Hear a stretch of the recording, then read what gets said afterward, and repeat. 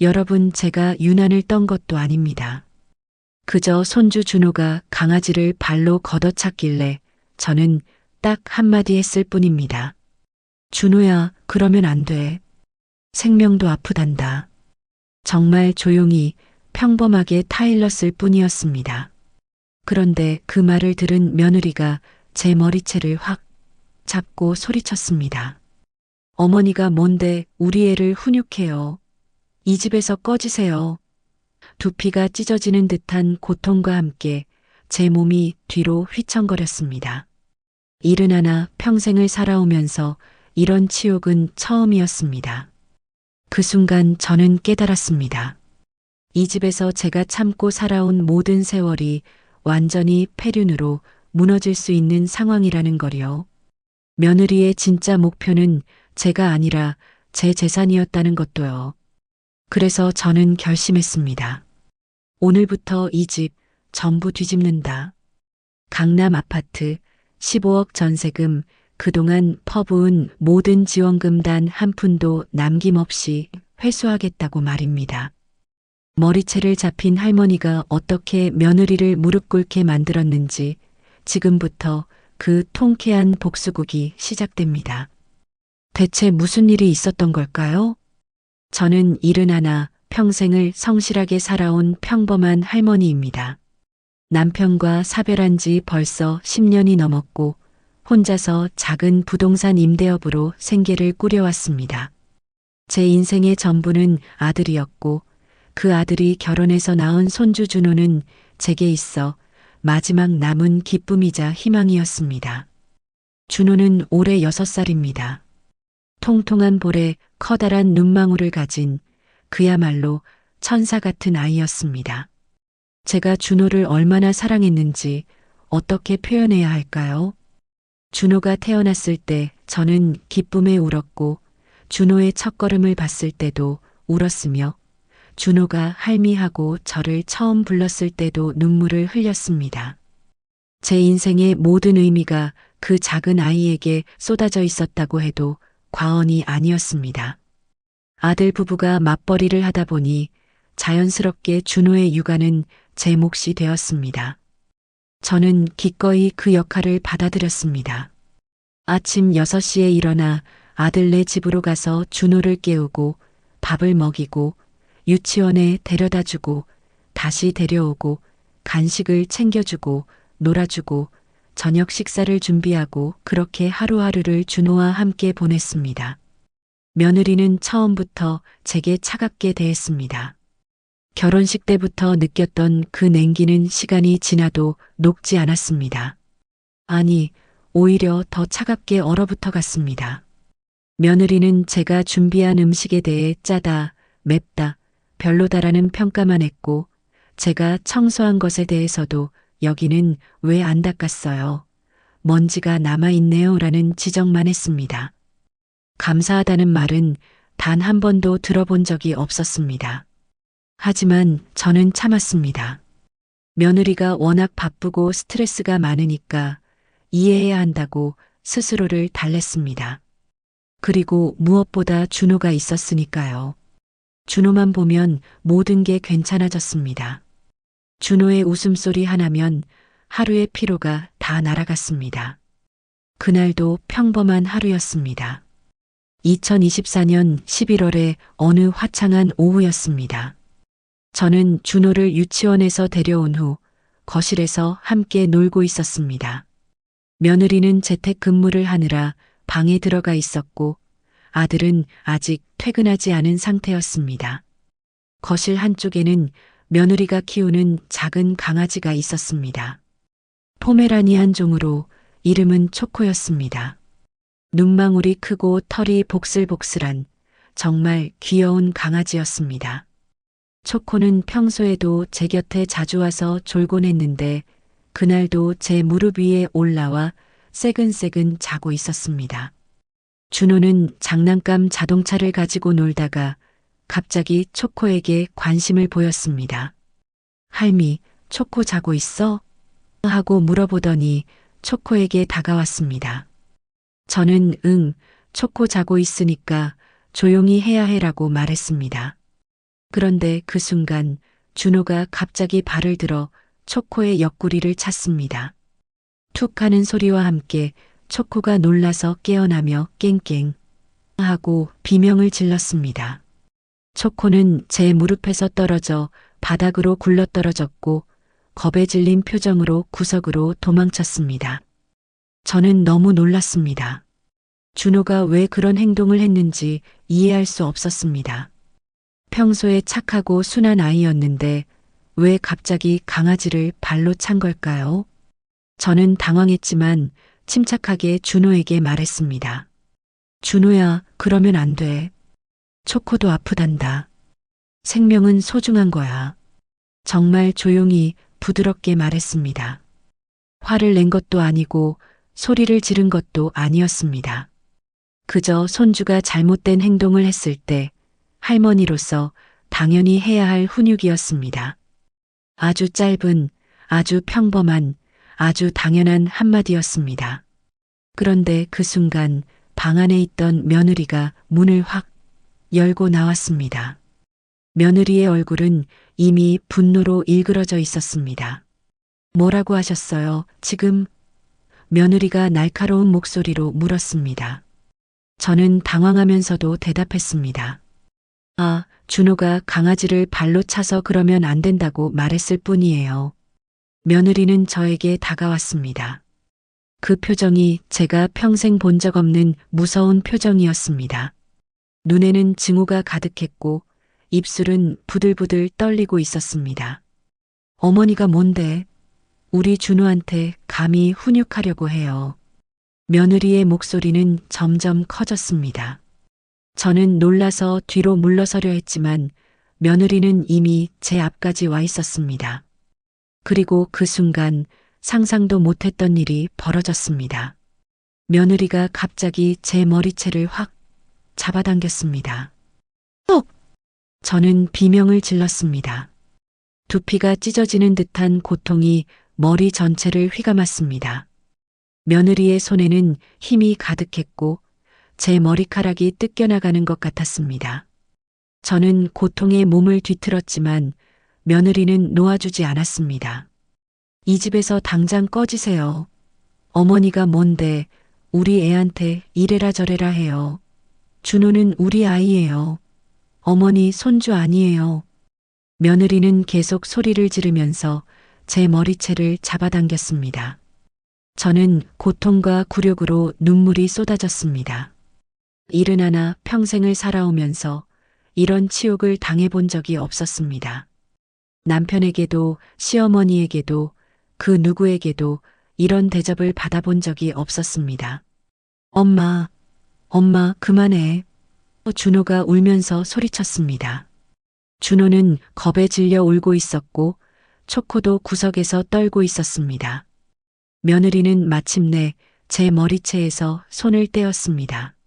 저는 비틀거리며 소파에 주저앉았습니다. 머리가 지끈지끈 아팠고 손으로 만져보니 머리카락이 한 움큼 빠져 있었습니다. 어머니, 오늘부터 이 집에 오지 마세요. 우리는 어머니 도움 없이도 잘 살 수 있어요. 준호 육아도 우리가 알아서 할 테니까 신경 끄세요. 며느리의 목소리는 차갑고 단호했습니다. 저는 말을 할 수가 없었습니다. 목이 메고 숨이 막히고 가슴이 터질 것 같았습니다. 그때 현관문이 열리고 아들이 들어왔습니다. 아들은 거실의 분위기를 보자마자 얼굴이 하얗게 질렸습니다. 엄마 무슨 일이야? 아들은 저를 보았습니다. 저는 머리카락이 헝클어진 채 눈물을 흘리며 소파에 앉아 있었습니다. 며느리는 팔짱을 끼고 화난 표정으로 서 있었고 준호는 울면서 엄마 뒤에 숨어 있었습니다. 엄마가 준호한테 훈육하려고 했어요. 우리 아이를 혼냈어요. 며느리가 먼저 말했습니다. 저는 떨리는 목소리로 말했습니다. 준호가 강아지를 발로 차서 그러면 안 된다고 말했을 뿐이야. 아들은 난처한 표정을 지었습니다. 그리고 한참을 망설이다가 며느리 편을 들었습니다. 엄마 그래도 준호는 우리 아이니까 우리가 알아서 교육할게요. 엄마가 너무 간섭하신 것 같아요. 그 말을 듣는 순간 제 심장이 얼어붙었습니다. 제가 평생을 키운 아들이, 제가 모든 것을 바쳐 사랑한 아들이 지금 저를 버린 것입니다. 며느리 편을 든 것입니다. 저는 더 이상 그 집에 있을 수 없었습니다. 저는 비틀거리며 일어나 가방을 집어들었습니다. 며느리는 제가 나가는 모습을 냉소적인 표정으로 바라보고만 있었습니다. 현관문을 나서는 순간 저는 뒤를 돌아보았습니다. 준호가 엄마 뒤에서 저를 바라보고 있었습니다. 준호의 눈에는 눈물이 그득했습니다. 할미 준호가 작게 불렀지만 며느리가 준호의 손을 확 잡아 끌었습니다. 저는 그 집을 나왔습니다. 엘리베이터를 타고 내려가는 동안 저는 계속 울었습니다. 주차장에서 차에 올라탔을 때도 집으로 가는 길에도 계속 눈물이 멈추지 않았습니다. 집에 도착해서 거울을 보았을 때 저는 제 모습에 충격을 받았습니다. 머리카락은 헝클어져 있었고 두피 일부가 빨갛게 부어올라 있었습니다. 얼굴은 눈물로 범벅이 되어 있었고 눈은 퉁퉁 부어 있었습니다. 저는 그날 밤 잠을 이룰 수 없었습니다. 머리는 여전히 아팠고 마음은 더 아팠습니다. 며느리에게 머리채를 잡혔다는 굴욕감, 아들에게 버림받았다는 배신감, 준호를 다시 볼 수 없을지도 모른다는 두려움, 모든 감정이 뒤섞여 저를 괴롭혔습니다.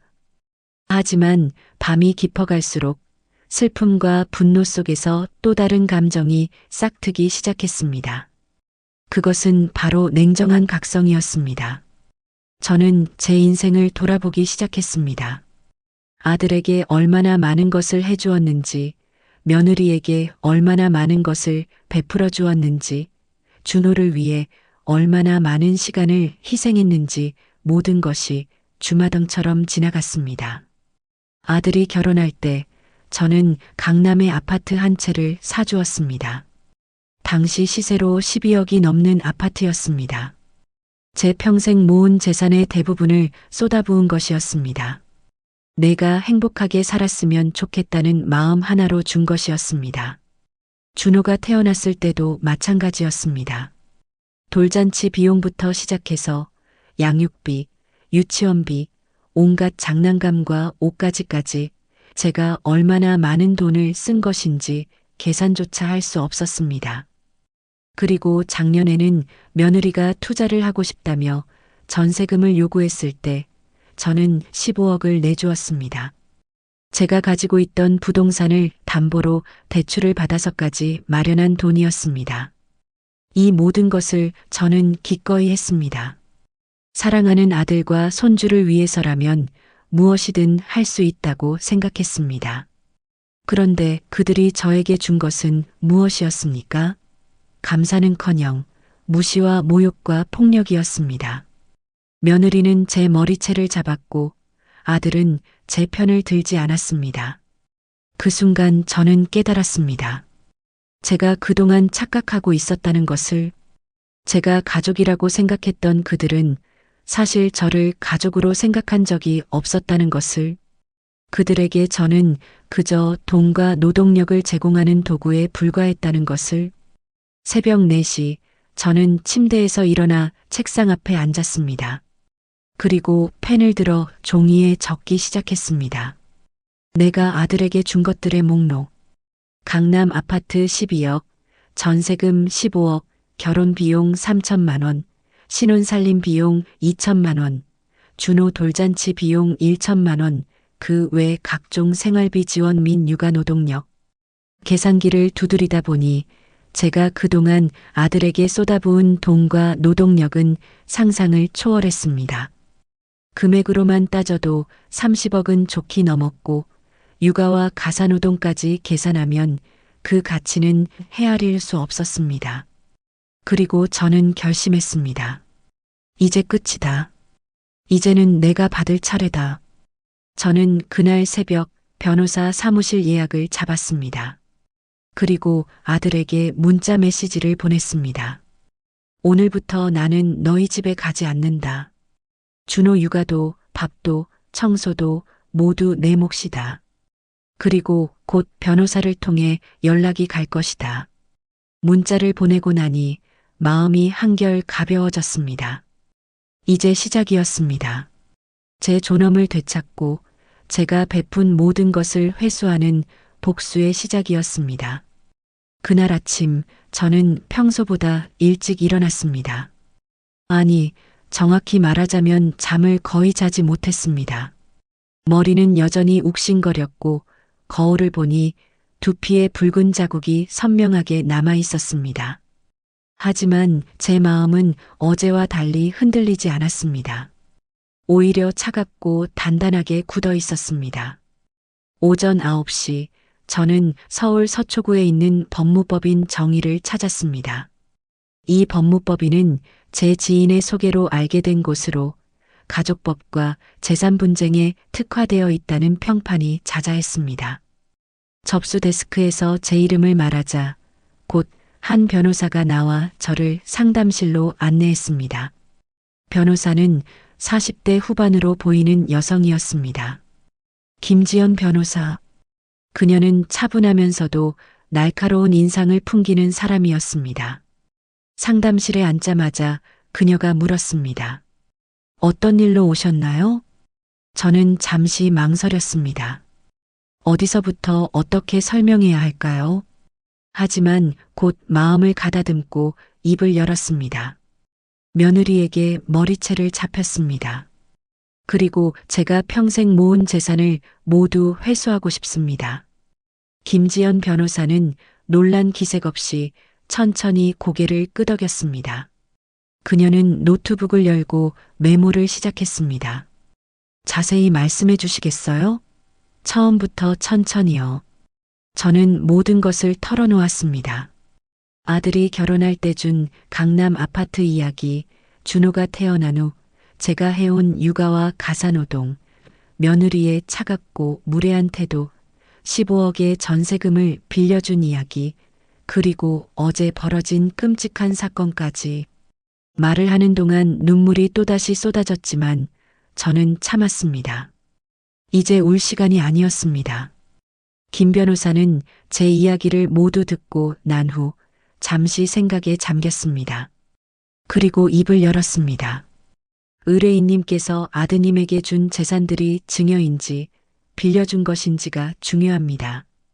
증여라면 법적으로 회수하기 어렵지만 차용이라면 가능합니다.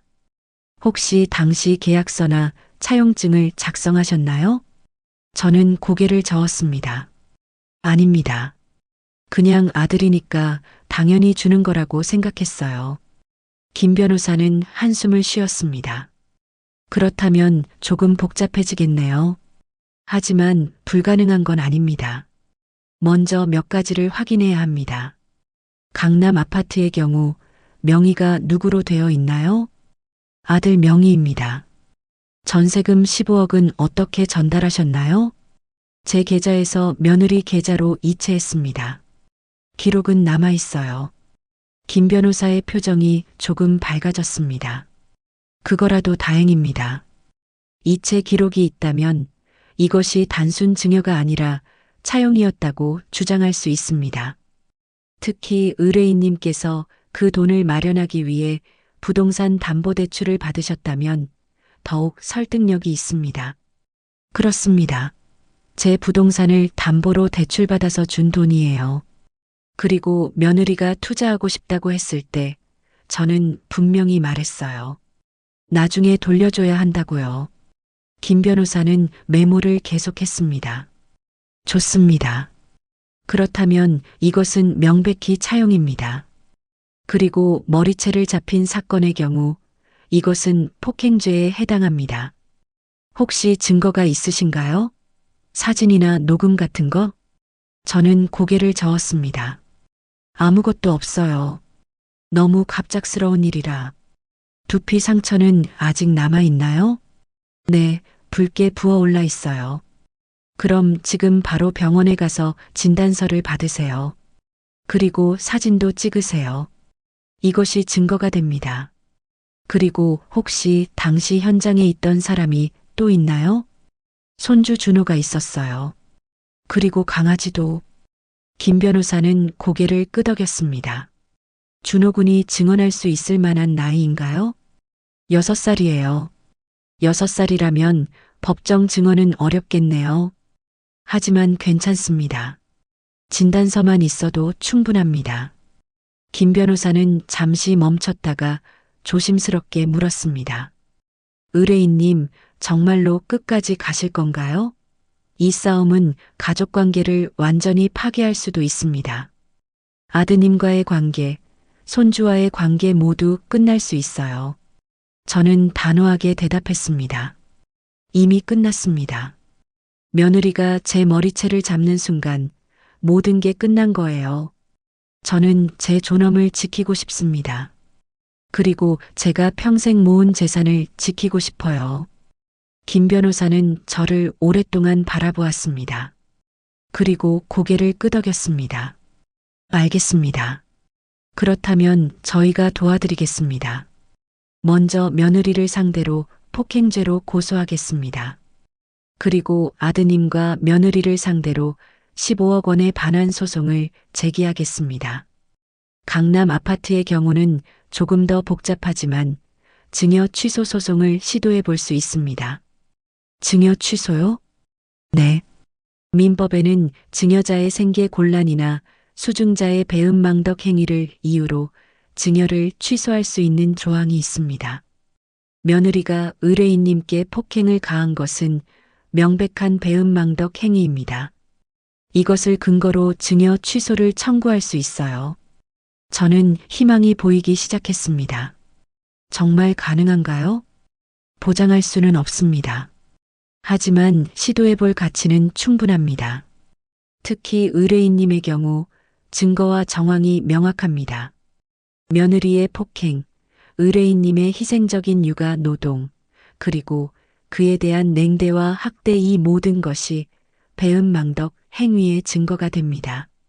상담을 마치고 법무법인을 나오는 길, 저는 곧바로 근처 대학병원으로 향했습니다. 응급실에서 의사를 만나 제 두피를 보여주었습니다. 어떻게 다치신 건가요? 의사가 물었습니다. 저는 잠시 망설였습니다. 하지만 곧 사실대로 말했습니다. 며느리에게 머리채를 잡혔습니다. 의사는 놀란 표정을 지었지만 곧 전문가다운 태도로 돌아왔습니다. 두피 열상과 타박상이 있네요. 치료가 필요합니다. 의사는 제 두피를 소독하고 약을 발라주었습니다. 그리고 진단서를 작성해 주었습니다. 두피 타박상 및 열상, 전치 2주 예상이라고 적혀 있었습니다. 진단서를 받아들고 병원을 나오는 길, 저는 핸드폰을 꺼내 두피 사진을 찍었습니다. 붉게 부어오른 상처가 선명하게 찍혔습니다. 이것이 증거였습니다.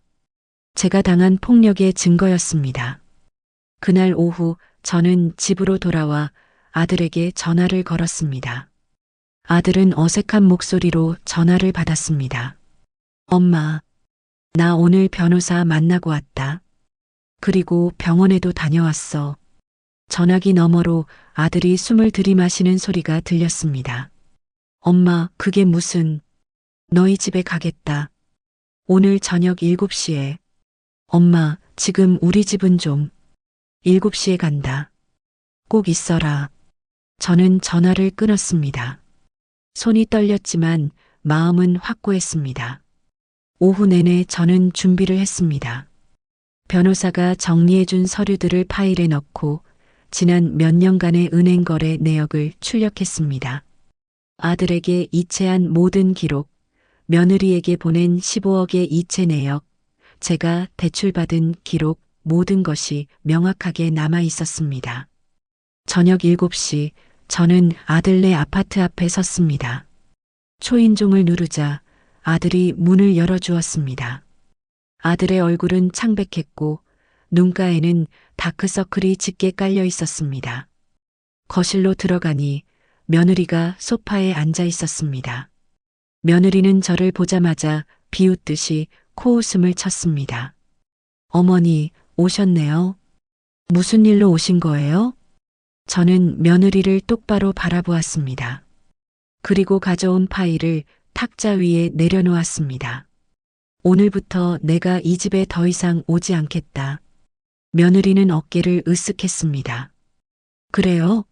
좋아요. 어차피 우리도 원하던 거니까.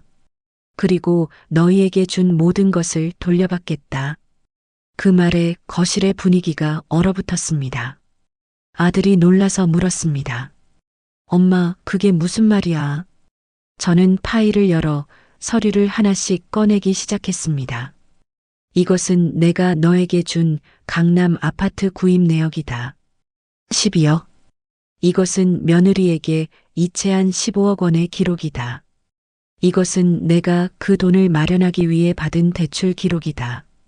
그리고 이것은 며느리가 저를 가로막으며 소리쳤습니다. 뭐 하시는 거예요? 그거 다 어머니가 주신 거잖아요. 지금 와서 돌려달라고요? 저는 차갑게 대답했습니다. 그래, 내가 줬지. 하지만 내가 왜 줬는지 아니? 너희를 사랑했기 때문이야. 가족이라고 믿었기 때문이야. 하지만 너희는 나를 가족으로 대했니? 며느리는 말문이 막혔습니다. 저는 계속했습니다. 너는 나를 무시했어. 내가 해주는 음식에 불평만 했고, 내가 하는 청소에 트집만 잡았어. 내가 준호를 키우느라 얼마나 힘들었는지, 내가 매일 너희를 위해 얼마나 희생했는지, 너는 단 한 번도 감사하다고 말한 적이 없어. 며느리가 반박하려 했지만 저는 손을 들어 막았습니다. 그리고 극점은 어제였어. 너는 내 머리채를 잡았어. 일은 하나 노인의 머리카락을 잡아당기며 꺼지라고 소리쳤어. 이것 봐. 저는 핸드폰을 꺼내 두피 사진을 보여주었습니다. 며느리와 아들의 얼굴이 하얗게 질렸습니다. 이것은 폭행이야. 범죄야. 나는 오늘 병원에서 진단서를 받아왔어. 전치 2주. 그리고 변호사도 만났어. 엄마 아들이 떨리는 목소리로 말했습니다. 그렇게까지 하려고. 저는 아들을 똑바로 바라보았습니다. 내가 어제 뭐라고 했는지 기억하니? 너는 내 아내 편을 들었어. 내가 아무 잘못도 하지 않았는데 너는 나를 간섭하지 말라고 했어. 내가 준호한테 생명을 소중히 하라고 말한 게 간섭이야? 아들은 아무 말도 하지 못했습니다. 저는 탁자 위의 서류를 손으로 탁 쳤습니다. 15억은 차용이다. 며느리가 투자하겠다고 할 때 나는 분명히 말했어. 나중에 돌려줘야 한다고. 은행 이체 기록도 남아있어. 이것은 증여가 아니라 빌려준 거야. 며느리가 소리쳤습니다. 그건 말도 안 돼요. 어머니가 자발적으로 주신 거잖아요. 자발적으로 준 게 아니야. 내 노후 자금을 빌려준 거야. 그리고 너희가 나를 제대로 대했다면 나는 그 돈을 돌려받을 생각도 하지 않았을 거야. 하지만 너희는 나를 배신했어. 저는 또 다른 서류를 꺼냈습니다. 그리고 강남 아파트. 이것도 회수하겠다. 변호사가 말하길 수증자의 배은망덕 행위를 이유로 증여 취소 소송을 할 수 있대. 며느리가 나를 폭행한 것은 명백한 배은망덕 행위야. 며느리는 완전히 당황한 표정이었습니다. 그럴 수는 없어요. 이 집은 우리 명의예요. 법적으로 우리 거예요. 법적으로 따져보자. 내가 변호사 선임했어. 다음 주부터 고소장과 소장이 너희에게 날아갈 거야. 폭행죄 고소, 15억 원 반환 소송, 강남 아파트 증여 취소 소송, 3가지 모두 진행할 거야. 거실에 침묵이 흘렀습니다. 며느리는 입술을 깨물고 있었고 아들은 머리를 감싸쥐고 있었습니다. 그때 준호가 방에서 나왔습니다. 할미. 준호는 제게 달려와 제 다리를 붙잡았습니다. 할미, 가지마. 제 가슴이 찢어지는 것 같았습니다. 하지만 저는 준호를 안아주지 않았습니다. 안아주면 제가 무너질 것 같았습니다. 준호야, 할미는 이제 여기 올 수 없어. 왜? 할미 나 싫어? 아니야. 할미는 준호를 사랑해. 하지만 어른들 사정이 있단다. 며느리가 벌떡 일어나 준호를 끌어안았습니다. 준호야, 방 들어가. 지금 어른들 얘기하는 중이야. 준호는 울면서 방으로 끌려갔습니다. 저는 그 모습을 참아 볼 수 없어 고개를 돌렸습니다. 며느리가 다시 소파에 앉으며 말했습니다. 어머니, 우리도 쉽게 당하지 않을 거예요. 어머니가 법적 조치를 취하면 우리도 변호사를 선임할 거예요. 그리고 법정에서 끝까지 싸울 거예요. 저는 냉소를 지었습니다. 좋아. 법정에서 보자. 나는 모든 증거를 다 가지고 있어. 은행 이체 기록, 대출 기록, 폭행 진단서, 그리고 지난 몇 년간 내가 너희를 위해 희생한 모든 것의 기록까지. 너희가 이길 수 있을 것 같아? 며느리는 말문이 막혔습니다.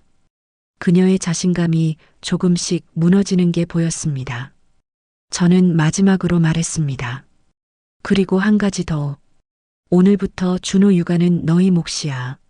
아침에 깨우고 유치원 데려다 주고 데려오고 밥 먹이고 놀아주고 모두 너희가 해. 나는 손 뗀다. 며느리가 비명을 질렀습니다.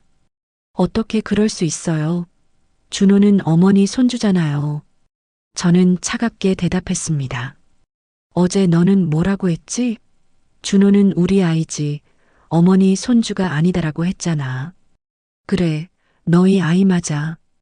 그러니 너희가 키워. 우리는 일을 해야 한다고요. 맞벌이라고요. 나도 바빴어. 하지만 너희를 위해 내 시간을 다 쏟았지. 이제는 너희가 알아서 해. 육아휴직을 쓰든 일을 그만두든 아니면 돈 주고 베이비시터를 고용하든. 며느리는 완전히 무너진 표정이었습니다. 그녀는 소파에 주저앉으며 말했습니다. 어머니, 이렇게까지 하시려고요. 저는 가방을 들고 일어섰습니다. 이렇게까지 한 건 너희야. 너희가 나를 이렇게 만들었어. 나는 그저 내 존엄을 지키려는 거야. 현관문을 향해 걸어가는데 뒤에서 아들이 불렀습니다. 엄마. 저는 멈춰섰지만 돌아보지 않았습니다. 엄마, 정말 이렇게 끝내려고? 저는 잠시 침묵했습니다. 그리고 대답했습니다. 끝낸 건 너희야. 나는 그저 내 것을 되찾으려는 거야. 저는 현관문을 열고 나갔습니다. 엘리베이터를 타고 내려가는 동안 위에서 준호의 울음소리가 들렸습니다. 제 가슴도 함께 울고 있었습니다. 하지만 저는 돌아가지 않았습니다. 이제는 제가 저를 지켜야 할 때였습니다. 제 존엄, 제 노후, 제 인생을 지켜야 할 때였습니다. 집으로 돌아와 침대에 누웠을 때 눈물이 쏟아졌습니다. 하지만 이번에는 슬픔의 눈물이 아니었습니다. 해방의 눈물이었습니다. 제가 마침내 그 끔찍한 관계에서 벗어났다는, 제가 마침내 제 자신을 위해 싸우기 시작했다는 안도의 눈물이었습니다. 다음 날 아침 며느리에게서 문자가 왔습니다. 어머니, 준호가 계속 울어요. 유치원도 안 가려고 해요. 제발 돌아와 주세요. 저는 문자를 읽고 차갑게 답장했습니다. 머리채 잡힌 사람에게 도움을 바라는 건 도리가 아니지. 그리고 며느리의 번호를 차단했습니다. 이제 시작이었습니다. 제 인생을 되찾는 진짜 싸움의 시작이었습니다. 그로부터 일주일 후 김지연 변호사에게서 연락이 왔습니다. 의뢰인님, 고소장과 소장을 모두 접수했습니다. 며느리분에게는 폭행죄 고소장이, 아드님과 며느리분에게는 15억 원 반환 청구 소송과 증여 취소 소송 소장이 발송될 예정입니다. 전화를 끊고 나니 가슴이 두근거렸습니다. 이제 정말 돌이킬 수 없는 강을 건넌 것입니다. 하지만 후회는 없었습니다. 오히려 속이 시원했습니다. 그 주말 아들에게서 전화가 왔습니다. 목소리는 떨리고 있었습니다. 엄마 경찰서에서 연락 왔어. 그리고 법원에서도 서류가 왔어. 엄마, 이거 진짜야? 그래, 진짜다. 엄마, 이게 무슨 짓이야? 우리 가족인데. 저는 차갑게 대답했습니다. 가족이라면 가족답게 대했어야지. 너희는 나를 가족으로 대하지 않았어. 엄마, 제발 이거 취하해줘. 우리 집안이 완전히 망가져. 이미 망가진 집안이야. 며느리가 내 머리채를 잡는 순간 다 끝난 거야. 엄마, 저는 전화를 끊었습니다. 손이 떨렸지만 마음은 흔들리지 않았습니다. 며칠 후 며느리에게서 수십 통의 부재중 전화와 문자가 왔습니다. 처음에는 화가 난 문자들이었습니다. 어머니, 이렇게까지 하시는 거예요? 우리 인생 망가뜨리려고요? 준호가 얼마나 힘들어하는지 아세요? 할머니 보고 싶다고 매일 울어요. 법적으로 싸우면 어머니도 손해예요. 변호사 비용만 수천만 원 들어갈 텐데요. 저는 답장하지 않았습니다. 그러자 며느리의 문자 톤이 바뀌기 시작했습니다. 어머니, 제가 잘못했어요. 그날은 제가 너무 흥분해서 제발 한 번만 용서해 주세요. 우리 다시 잘해볼게요. 준호가 너무 보고 싶어 해요. 어머니도 준호 보고 싶지 않으세요? 하지만 저는 이미 그들의 본심을 알고 있었습니다. 이것은 진심 어린 사과가 아니라 재산을 잃을까봐 두려워하는 거짓된 애원일 뿐이었습니다. 한 달이 지났습니다. 며느리는 경찰 조사를 받았고 민사소송도 본격적으로 진행되기 시작했습니다. 김지연 변호사는 제게 정기적으로 진행 상황을 보고했습니다. 의뢰인님, 상황이 우리에게 매우 유리합니다. 먼저 폭행죄의 경우 진단서와 사진 증거가 명확합니다. 며느리 측 변호사도 이 부분은 방어하기 어렵다고 인정했습니다. 15억 원 반환 소송은 어떤가요? 이체 기록이 명확하고 의뢰인님께서 그 돈을 마련하기 위해 대출을 받으셨다는 점이 중요합니다. 이것은 단순 증여가 아니라 차용이라고 판단될 가능성이 높습니다. 특히 며느리가 투자하겠다고 말했을 때 의뢰인님께서 돌려줘야 한다고 말씀하신 점이 결정적입니다. 증인이 있나요? 당시 통화 내용이나 문자 기록이 남아 있나요? 저는 고개를 저었습니다. 대화는 직접 얼굴을 보고 했어요. 김 변호사는 잠시 생각하더니 말했습니다. 괜찮습니다. 의뢰인님의 증언과 정황 증거만으로도 충분합니다. 그리고 강남 아파트 증여 취소 소송의 경우도 희망적입니다. 며느리의 폭행이 명백한 배은망덕 행위이고 의뢰인님께서 그동안 육아와 가사 노동으로 희생하셨다는 점이 증명되면 승소 가능성이 높습니다. 그날 오후 저는 아들네 아파트 근처 카페에서 아들을 만났습니다. 아들이 간곡히 만나자고 요청해서 마지못해 응한 것이었습니다. 아들은 제가 본 것 중 가장 초췌한 모습이었습니다. 눈 밑에는 다크서클이 짙게 깔려 있었고 머리카락은 헝클어져 있었으며 옷차림도 평소에 단정함과는 거리가 멀었습니다. 엄마, 아들은 제 손을 잡으려 했지만 저는 손을 빼냈습니다. 할 말만 해. 아들은 한숨을 크게 쉬었습니다. 엄마, 우리 집이 완전히 엉망이 됐어. 아내는 매일 울고 준호는 밥도 제대로 안 먹고 나는 회사 일도 손에 안 잡히고 이러다가 다 무너질 것 같아. 그게 나랑 무슨 상관이야? 엄마가 없으니까 육아를 할 수가 없어. 아내는 일을 해야 하고 나도 일을 해야 하는데 준호를 돌볼 사람이 없어. 베이비시터를 고용하려고 했는데 준호가 거부해. 엄마 할머니만 찾아. 저는 냉담하게 말했습니다. 그건 너희가 해결할 문제야. 나는 이미 손 뗐어. 엄마, 준호는 엄마 손주잖아. 며느리가 뭐라고 했는지 기억 안 나? 준호는 우리 아이지 어머니 손주가 아니다라고 했잖아. 그 말이 맞아. 준호는 너희 아이야. 너희가 책임져. 아들의 눈에 눈물이 고였습니다. 엄마 제발 우리 집으로 돌아와줘. 아내도 반성하고 있어. 정말 미안하대. 반성이 진심이라면 폭행죄를 인정하고 벌금을 내. 그리고 15억을 돌려줘. 그리고 강남 아파트에서 나가. 아들은 충격을 받은 표정이었습니다. 엄마, 그건 너무해. 우리가 어떻게 그걸 다 해? 15억을 어디서 구해? 그리고 이 아파트에서 나가면 우리는 어디서 살아? 그건 너희 문제야. 나도 내 노후 자금을 지키기 위해 싸우는 거야. 아들은 머리를 감싸쥐었습니다. 엄마, 우리 정말 망한다. 법적으로 싸우면 우리는 이길 수 없어. 변호사도 그러더라. 엄마 쪽 증거가 너무 명확하대. 저는 담담하게 말했습니다. 그럼 합의해. 15억을 돌려주고 아파트를 내놓고 며느리는 폭행죄를 인정해. 그러면 소송을 취하해 줄게. 15억을 어떻게 돌려줘? 우리한테 그런 돈 없어. 그 돈으로 뭐 했는데? 아들은 입을 다물었습니다. 저는 계속 물었습니다. 며느리가 투자하겠다고 했잖아.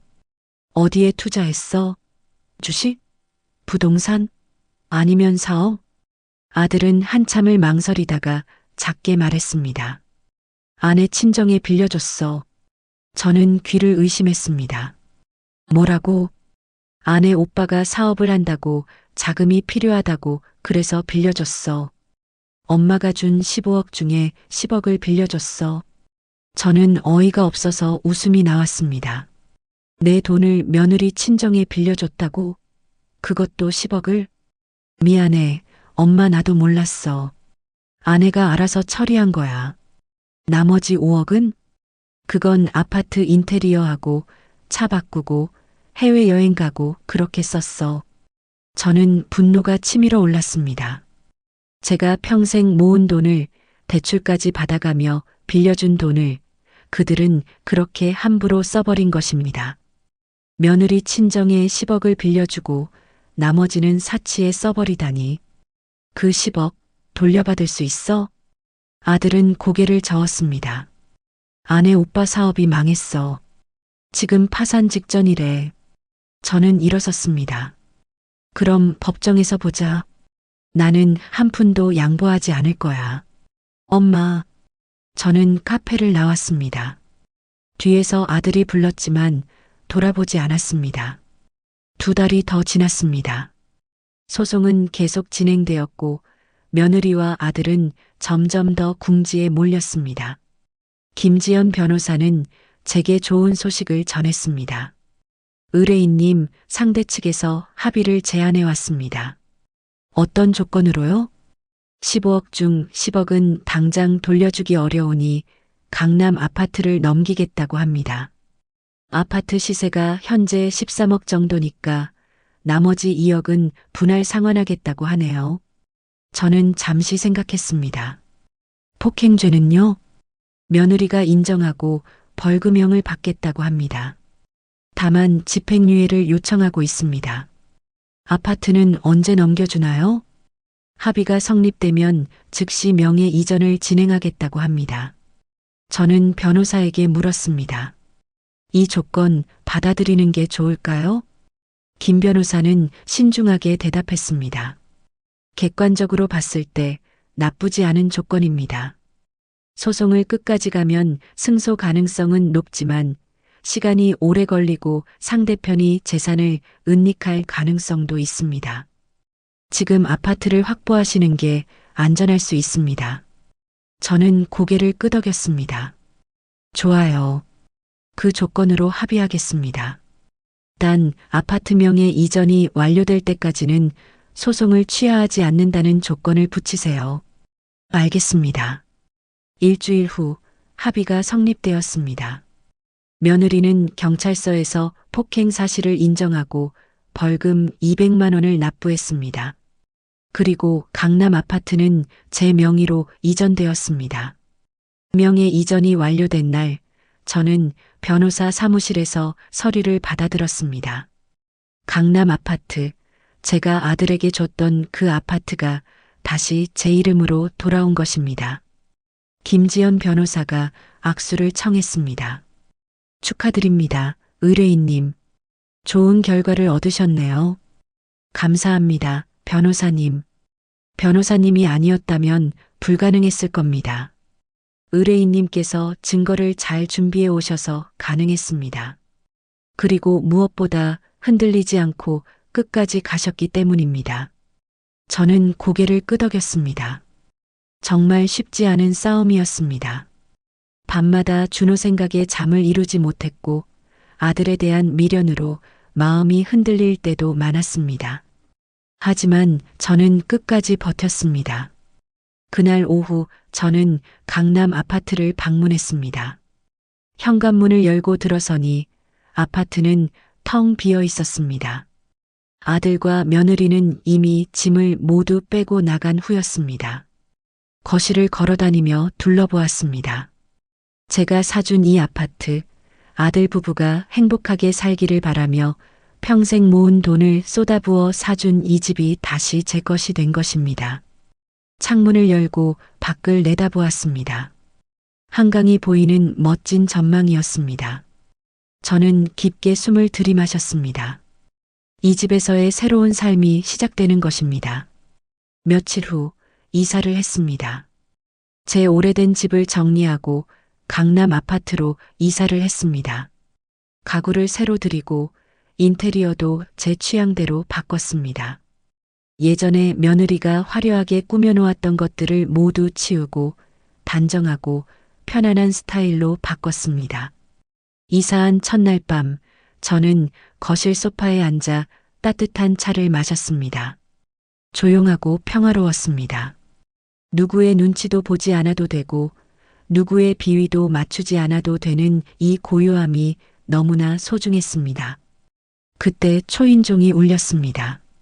누구일까 싶어 인터폰을 확인하니 아들이 서 있었습니다. 저는 잠시 망설이다가 문을 열어주었습니다. 아들은 더욱 초췌해져 있었습니다. 엄마, 무슨 일로 왔니? 그냥 엄마 얼굴 보고 싶어서. 저는 아들을 거실로 들였습니다. 아들은 낯선 인테리어를 둘러보며 말했습니다. 많이 바뀌었네. 그래. 내 스타일대로 바꿨어. 아들은 소파에 앉았습니다. 한참을 침묵이 흘렀습니다. 그리고 아들이 입을 열었습니다. 엄마, 미안해. 정말 미안해. 저는 대답하지 않았습니다. 나는 정말 나쁜 아들이었어. 엄마가 나한테 얼마나 많은 걸 해줬는지 그걸 당연하게 여기고 살았어. 그리고 아내 편만 들었어. 엄마 마음은 한 번도 생각 안 했어. 아들의 눈에서 눈물이 흘러내렸습니다. 지금 우리는 작은 투룸에서 살고 있어. 엄마 없이 육아를 하려니까 정말 힘들어. 아내도 나도 매일 싸우고 준호도 힘들어해. 그제야 깨달았어. 엄마가 우리한테 얼마나 많은 걸 해줬는지. 저는 여전히 말이 없었습니다. 아들은 계속했습니다. 엄마, 나는 엄마 용서를 바라는 게 아니야. 그럴 자격도 없어. 그냥 엄마가 행복했으면 좋겠어. 엄마가 이제 편하게 살았으면 좋겠어. 아들은 일어서며 말했습니다. 그리고 준호가 엄마한테 전해달래. 아들은 주머니에서 작은 편지를 꺼냈습니다. 색연필로 삐뚤삐뚤 쓴 글씨가 보였습니다. 할미 사랑해요. 보고 싶어요. 그리고 준호가 그린 그림도 함께 있었습니다. 할머니와 준호가 손을 잡고 있는 그림이었습니다. 제 눈에서 눈물이 흘러내렸습니다.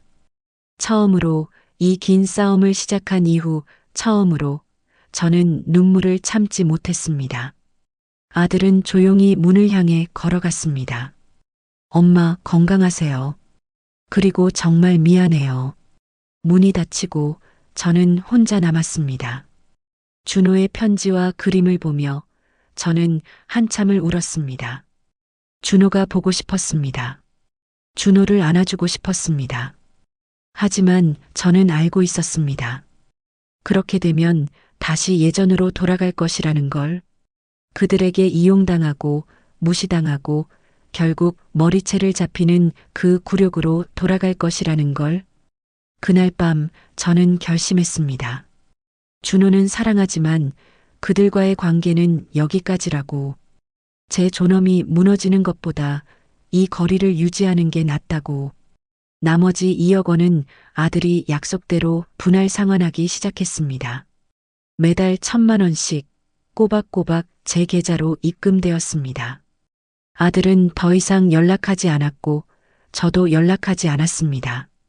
그렇게 석 달이 지났습니다. 어느 날 제 휴대폰으로 낯선 번호에서 전화가 왔습니다.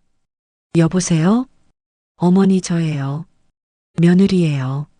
며느리의 목소리였습니다.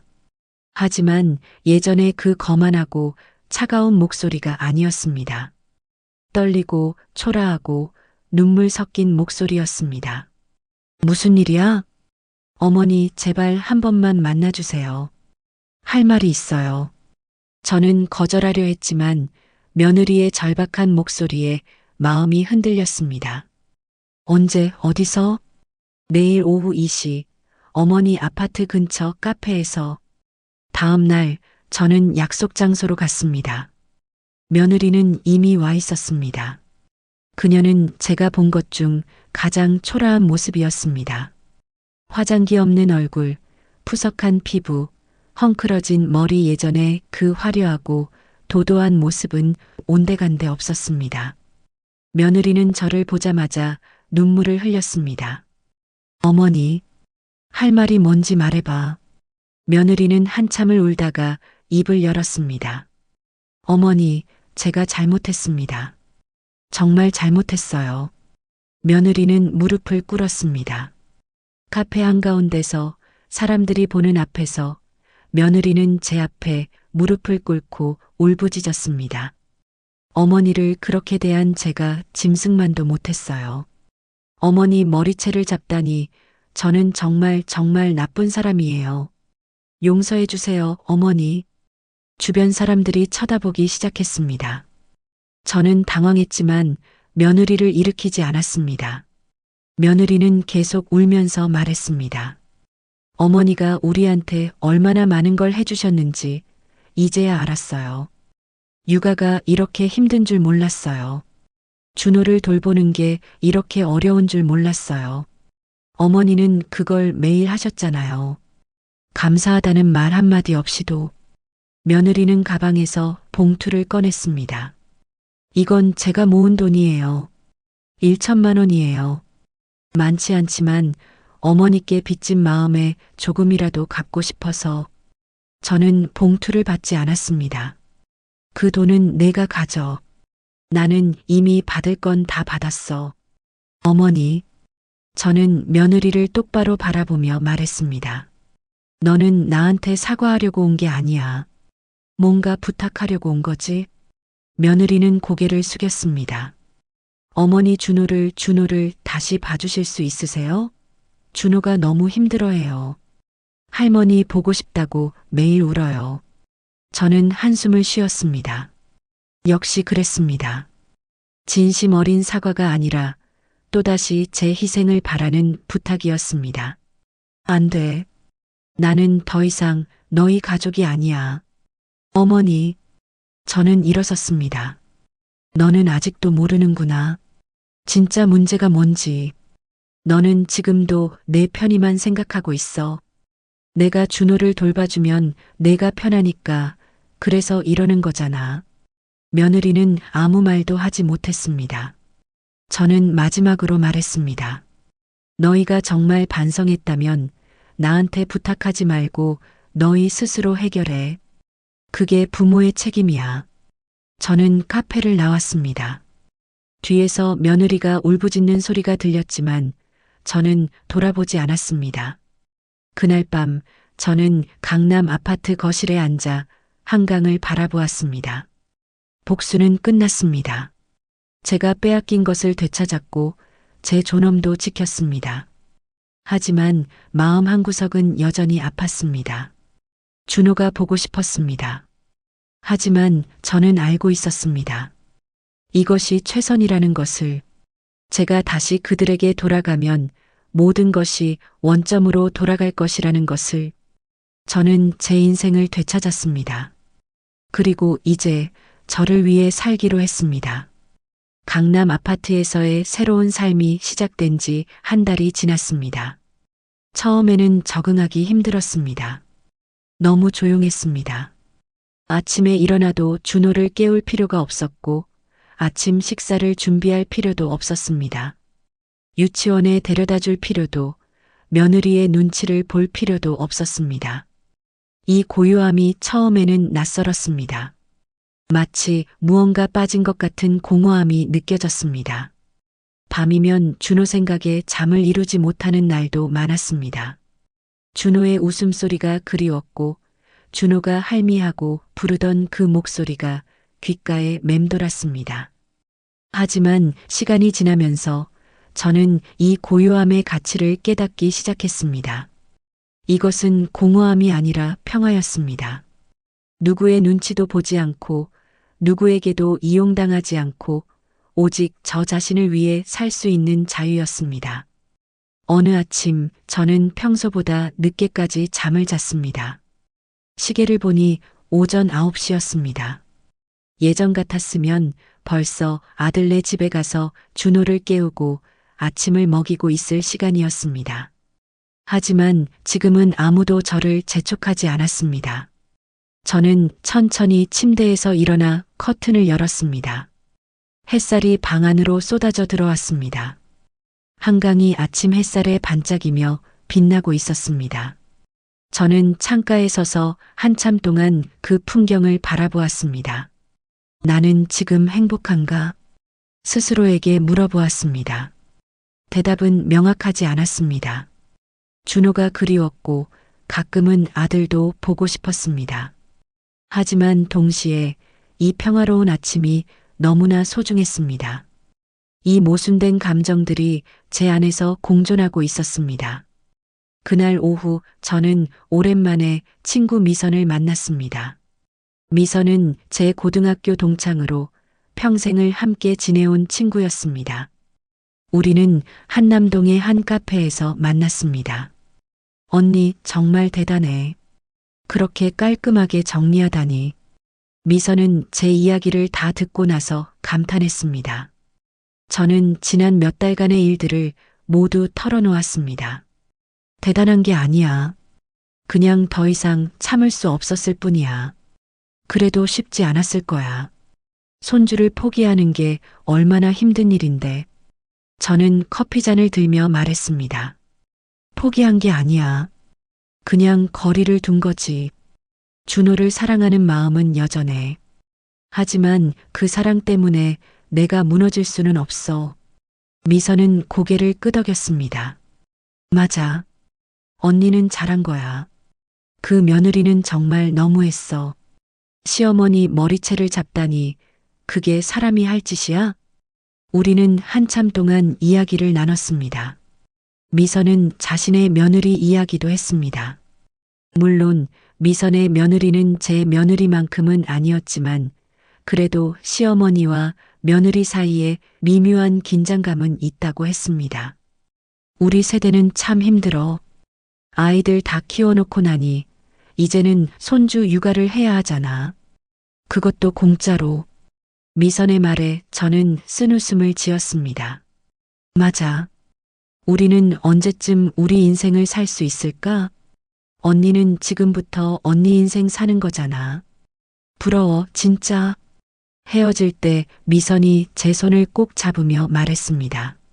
언니 흔들리지 마. 언니는 잘하고 있어. 그리고 외로우면 언제든지 연락해. 내가 옆에 있을게. 친구의 말이 큰 위로가 되었습니다.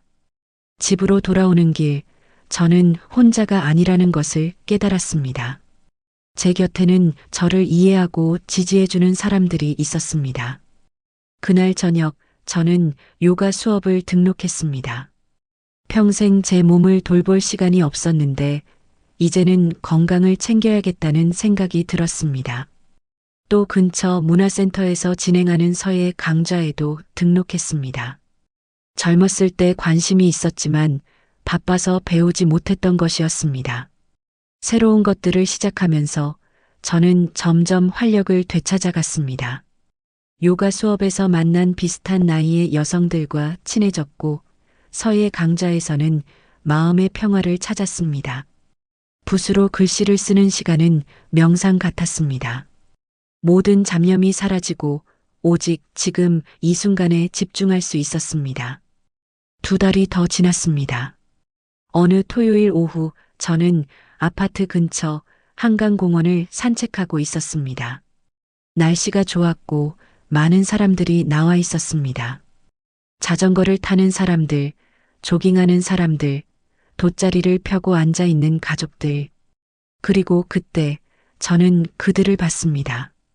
아들과 며느리 그리고 준호였습니다. 그들도 한강공원에 나와 있었습니다. 준호는 자전거를 타고 있었고 아들이 뒤에서 따라가고 있었습니다. 며느리는 돗자리 위에 앉아 그 모습을 바라보고 있었습니다. 저는 본능적으로 숨으려 했습니다. 나무 뒤로 몸을 숨기고 그들을 지켜봤습니다. 준호는 자전거를 타며 웃고 있었습니다. 예전보다 많이 자란 것 같았습니다. 키도 커졌고 얼굴도 좀 더 어른스러워 보였습니다. 아들은 여전히 초췌해 보였습니다. 하지만 준호를 바라보는 그 눈빛에는 사랑이 가득했습니다. 며느리도 마찬가지였습니다. 그녀는 예전의 그 거만한 모습이 아니었습니다. 소박한 옷차림에 화장기 없는 얼굴로 그저 평범한 엄마의 모습이었습니다. 그들은 제가 없어도 살아가고 있었습니다. 힘들겠지만 그래도 가족으로서 함께하고 있었습니다. 어쩌면 이 시련이 그들을 더 단단하게 만들었을지도 모른다는 생각이 들었습니다. 준호가 갑자기 자전거를 멈추고 주변을 둘러보았습니다. 마치 누군가를 찾는 것 같았습니다. 혹시 저를 본 걸까요? 제 심장이 빠르게 뛰었습니다. 하지만 준호는 곧 다시 자전거를 타기 시작했습니다. 저는 한참 동안 그들을 바라보다가 조용히 그 자리를 떠났습니다. 가슴이 먹먹했지만 동시에 안도감도 느껴졌습니다. 그들은 괜찮을 것입니다. 제가 없어도 그들은 살아갈 것입니다. 그날 밤 저는 일기를 쓰기 시작했습니다. 오랜만에 펜을 들고 제 감정을 글로 적어 내려갔습니다. 오늘 준호를 봤다. 멀리서 그들이 모르게. 준호는 잘 자라고 있었다. 그것만으로도 감사하다. 나는 준호를 사랑한다. 하지만 그 사랑이 나를 희생시키는 방향이어서는 안 된다는 것을 이제 안다. 사랑은 존중 위에서 꽃 피워야 하는 것이다. 그리고 나는 더 이상 존중받지 못하는 관계에서 사랑을 주지 않기로 했다. 3달이 더 지났습니다. 계절이 바뀌고 가을이 왔습니다. 저는 여행을 다녀오기로 결심했습니다. 평생 남을 위해 살았는데 이제는 저를 위해 살고 싶었습니다. 제주도로 일주일 여행을 다녀왔습니다. 혼자서요. 처음에는 혼자 여행한다는 게 두려웠지만 막상 가보니 너무나 좋았습니다. 아무도 제 일정을 간섭하지 않았습니다. 제가 가고 싶은 곳에 가고 먹고 싶은 것을 먹고 쉬고 싶을 때 쉬었습니다. 바닷가를 걸으며 파도 소리를 들었습니다. 오름에 올라 제주의 풍경을 바라봤습니다. 작은 카페에 앉아 책을 읽었습니다. 그 모든 순간이 온전히 제 것이었습니다. 여행에서 돌아온 후 저는 변화를 느꼈습니다. 마음이 더 가벼워졌고 미래가 두렵지 않았습니다. 아들과 며느리 그리고 준호에 대한 집착도 많이 사라졌습니다. 여전히 그리운 마음은 있었지만 그것이 저를 지배하지는 않았습니다. 어느 날 집 근처 도서관에서 봉사활동을 시작했습니다. 아이들에게 책을 읽어주는 봉사였습니다. 처음에는 준호가 생각나서 힘들까봐 걱정했는데 막상 시작해보니 괜찮았습니다. 아니, 괜찮은 정도가 아니라 정말 행복했습니다. 아이들은 제 이야기에 귀 기울여줬고 책을 읽어주면 눈을 반짝이며 집중했습니다. 그 순수한 눈빛을 보면서 저는 제가 줄 수 있는 사랑이 준호에게만 국한되지 않는다는 것을 깨달았습니다. 세상에는 사랑이 필요한 아이들이 많았고 저는 그들에게 할머니로서의 따뜻함을 줄 수 있었습니다. 그해 겨울, 첫눈이 내렸습니다. 저는 발코니에 서서 눈 내리는 한강을 바라봤습니다. 하얗게 눈이 쌓인 풍경이 너무나 아름다웠습니다. 휴대폰이 울렸습니다. 아들이었습니다. 저는 잠시 망설이다가 전화를 받았습니다. 엄마. 그래. 엄마, 오늘 첫눈 왔어. 엄마 좋아하시던 첫눈. 아들의 목소리는 떨리고 있었습니다. 그래, 보고 있어. 한동안 침묵이 흘렀습니다. 그리고 아들이 말했습니다. 엄마, 나 엄마가 보고 싶어. 준호도 엄마 보고 싶대. 크리스마스에 엄마 만날 수 있을까? 저는 창밖에 눈을 바라보며 생각했습니다. 만나야 할까? 만나면 다시 예전으로 돌아가는 건 아닐까? 하지만 동시에 완전히 끊고 사는 것도 너무 고통스러웠습니다. 생각해 볼게. 엄마, 우리 많이 변했어. 정말로. 우리 이제 엄마 없이도 살 수 있어. 엄마한테 의지하지 않고 우리 스스로 할 수 있어. 그러니까 부담 갖지 말고 그냥 할머니로서 준호 한 번만 봐줘. 저는 대답하지 않았습니다. 엄마, 우리는 엄마가 우리를 용서해 주기를 바라는 게 아니야. 그럴 자격도 없어. 그냥 준호가 할머니를 그리워하니까. 준호한테 할머니를 돌려주고 싶어. 전화를 끊고 저는 한참을 고민했습니다. 그리고 결정했습니다. 크리스마스 이브, 저는 아들네 새 집을 찾아갔습니다. 작은 투룸 아파트였습니다. 강남도 아니고 전망도 없는 평범한 아파트였습니다. 하지만 현관문을 열고 들어서니 따뜻한 온기가 느껴졌습니다. 할미, 준호가 달려와 제 다리를 붙잡았습니다. 저는 준호를 안아 올렸습니다. 준호는 많이 자랐습니다. 무거웠습니다. 하지만 여전히 제 품에 쏙 들어왔습니다. 할미, 보고 싶었어. 할미도 준호 보고 싶었어. 며느리가 나왔습니다. 그녀는 제게 깊게 고개를 숙였습니다. 말은 하지 않았지만 그 고개 숙임에 모든 것이 담겨 있었습니다. 우리는 함께 저녁을 먹었습니다. 며느리가 직접 요리한 음식이었습니다. 서툴렀지만 정성이 느껴졌습니다. 저는 맛있게 먹었습니다. 그리고 처음으로 말했습니다. 맛있다. 며느리의 눈에 눈물이 고였습니다. 식사 후 준호와 함께 놀아줬습니다. 준호는 레고 블록으로 집을 만들고 있었습니다. 할미, 이거 할미 집이야. 준호가 자랑스럽게 말했습니다. 준호가 만든 거야? 정말 잘 만들었네. 응. 할미가 여기 살면 좋겠어. 저는 준호의 머리를 쓰다듬었습니다. 할미는 할미 집이 있어. 하지만 자주 올게. 진짜? 응, 진짜. 밤 9시 저는 일어섰습니다. 아들이 배웅하러 나왔습니다. 엄마, 오늘 와줘서 고마워. 준호 때문에 온 거야. 알아. 그래도 고마워. 그리고 엄마, 우리 정말 많이 반성했어. 엄마한테 다시 의지하려는 게 아니야. 그냥 가끔, 정말 가끔만 할머니로서 준호를 봐주면 좋겠어. 저는 고개를 끄덕였습니다. 그래. 가끔은 올게. 하지만 예전처럼은 아니야. 나는 내 삶이 있고 너희는 너희 삶이 있어. 그 경계를 지켜야 해. 알았어, 엄마.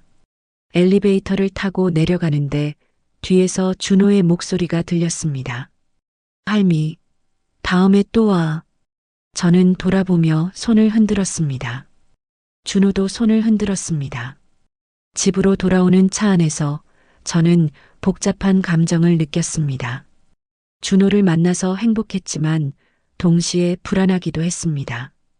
혹시 이것이 다시 예전으로 돌아가는 시작점이 되는 건 아닐까? 하지만 이내 마음을 가다듬었습니다. 아니, 저는 이제 다릅니다. 예전에 그 무조건적으로 희생하는 할머니가 아니었습니다.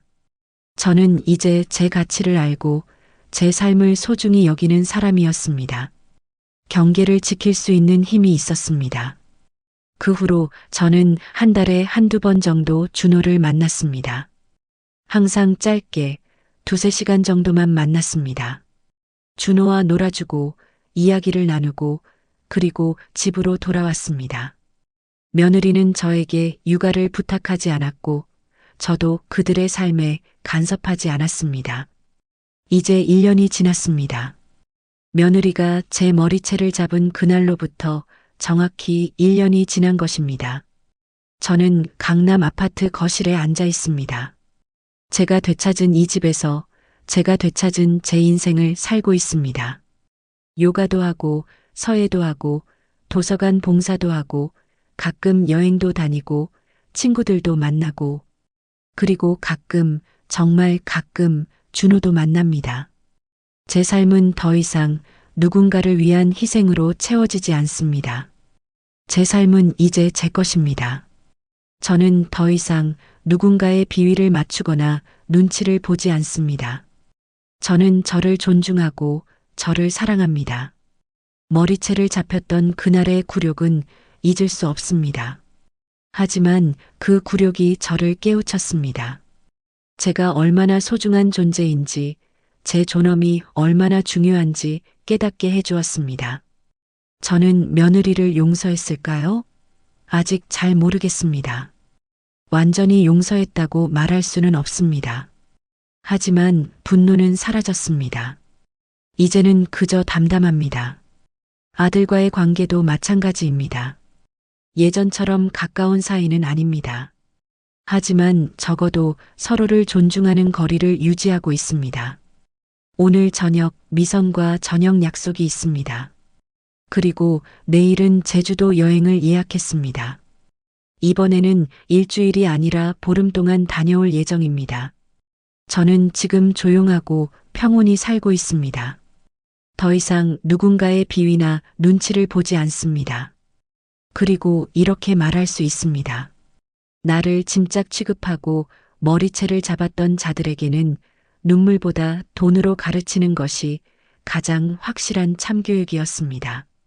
하지만 더 중요한 것은 그 과정에서 제가 저 자신을 되찾았다는 것입니다. 여러분이라면 어떻게 하시겠습니까? 손주를 위해 딱 한마디 했다는 이유로 머리채를 잡힌다면 용서하시겠습니까? 아니면 저처럼 모든 걸 뒤집고 재산을 되찾아 오시겠습니까? 저는 제 선택을 후회하지 않습니다. 제가 잃은 것도 있지만 제가 얻은 것이 더 큽니다. 저는 제 존엄을 되찾았고 제 인생을 되찾았으며 무엇보다 저 자신을 되찾았습니다. 그리고 이제 저는 저를 위해 살아갑니다. 사랑은 주고받는 것입니다. 일방적인 희생은 사랑이 아닙니다. 그것은 학대입니다. 저는 이제 그것을 압니다. 해가 지고 있습니다. 한강의 석양이 비칩니다. 저는 발코니에 나가 그 풍경을 바라봅니다. 아름답습니다. 제 인생도 이제 아름다워질 것입니다. 이것이 제 이야기입니다. 머리채를 잡힌 할머니가 존엄을 되찾고 인생을 되찾은 이야기입니다. 끝이 아니라 시작입니다. 진짜 제 인생의 시작입니다.